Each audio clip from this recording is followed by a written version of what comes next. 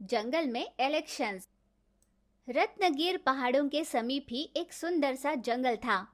उस जंगल में तरह तरह की पक्षी रहा करती थी और उस जंगल के पक्षी राज का राजा था वहां का चील। पर वो अब वृद्ध हो गया था। उसे राज कारोबार संभालना नहीं हो पा रहा था। इसलिए उसने एक दिन सभी पक्षी को बुलाया। तोता, चिड़िया, कबूतर, कौवा और मोर सभी पक्षी वहां पर आ पहुंचे। मेरे एक बार बुलाने पर आप सभी यहाँ आए, इसके लिए शुक्रिया। अगर आज तक मैंने इस जंगल के राज कारोबार अच्छे से संभाले हैं तो ये सब आपकी सहायता से ही मुमकिन हो पाया है। अब मेरी सेहत कुछ ठीक नहीं रहती और मेरी उम्र भी हो चुकी है। वैसे भी पुराना पानी जाएगा तभी तो नया पानी आएगा ना। इसीलिए मैं चाहता हूँ तुम में से कोई अगला राजा बने। यूं चील ने अपनी मन की बात स्पष्ट रूप से सभी से कह दी। कुछ देर तक वहां पर सन्नाटा छाया रहा। फिर तोते ने चुप्पी तोड़ते हुए कहा, गरुड़ राजा, आपने इस जंगल की बहुत अच्छी सेवा की है।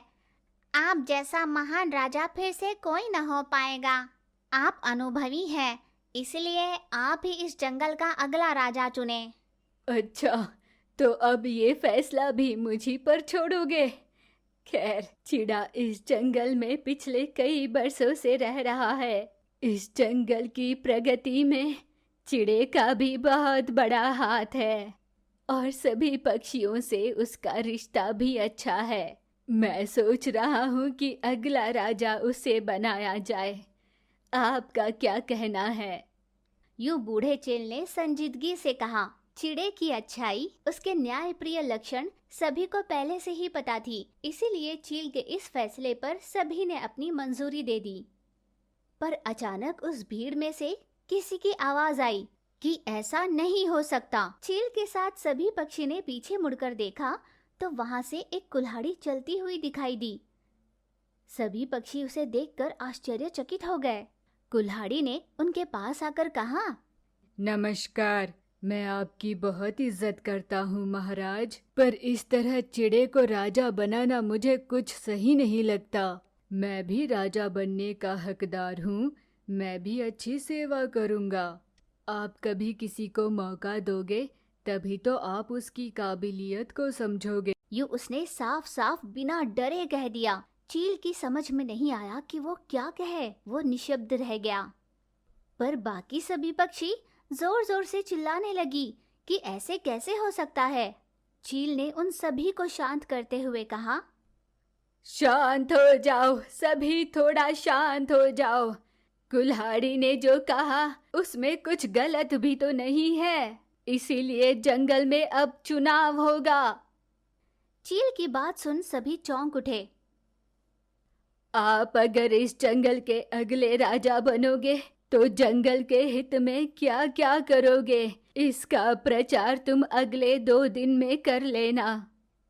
इस जंगल की पक्षी, पेड़, नदियाँ, इन सभी को मतदान करने का मैं हक देता हूँ। जो ज्यादा मत पाएगा वही इस जंगल का राजा बनेगा।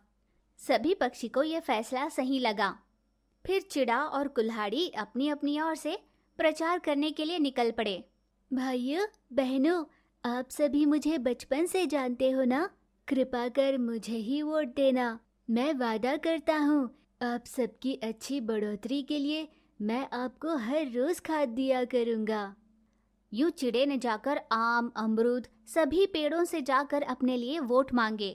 दूसरी ओर कुल्हाड़ी ने भी अपना प्रचार जोरों से किया। अगर आप सब ने मुझे जिताया तो हर रोज आप सब तक आहार पहुंचाने की जिम्मेदारी मेरी होगी।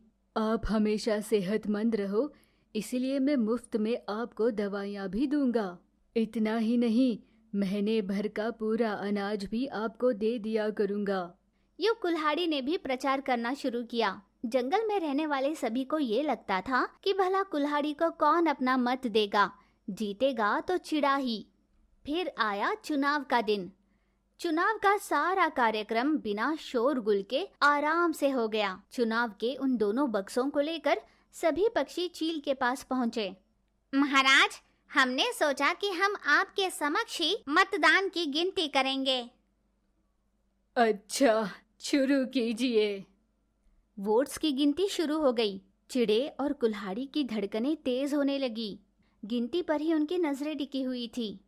फिर वोट्स की गिनती पूरी हो गई। जो कभी किसी ने ना सोचा हो, ऐसा उसका परिणाम आया। कुल्हाड़ी ने बहुत सारे मतों के साथ जीत हासिल कर ली। चील को बहुत आश्चर्य हुआ, क्योंकि उस जंगल के राजा के लिए कुल्हाड़ी का ही चुनाव हुआ था। सभी उसके पीछे उसका जय जयकार करते हुए चिल्लाने लगे कि कुल्हाड़ी की जय, कुल्हाड़ी की जय। चिड़ा नदी किनारे उदास बैठा हुआ था। चील उसके पास जाकर उससे बोला, क्या हुआ चिड़े, बुरा लग रहा है? चिड़े ने जवाब में कुछ भी नहीं कहा।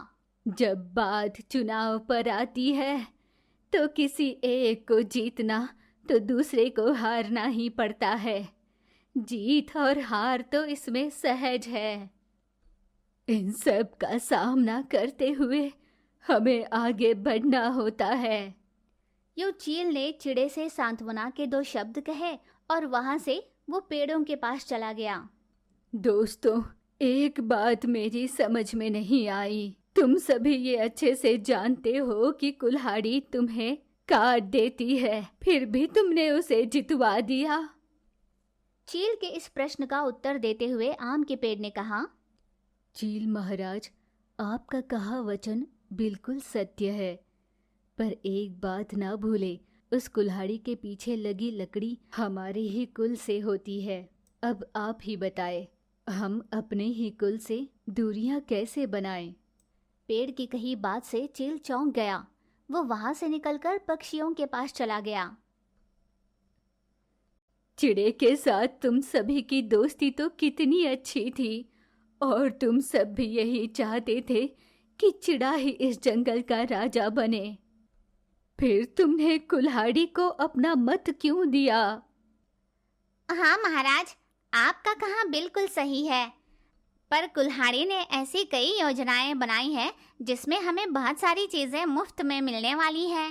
भला ऐसे में हम किसी और को अपना मत क्यों देते?